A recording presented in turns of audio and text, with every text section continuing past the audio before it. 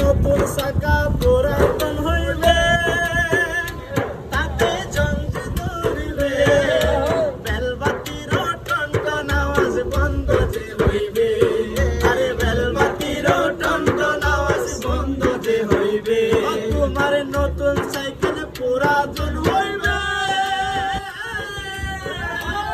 সেটা জঞ্জি ধরিবে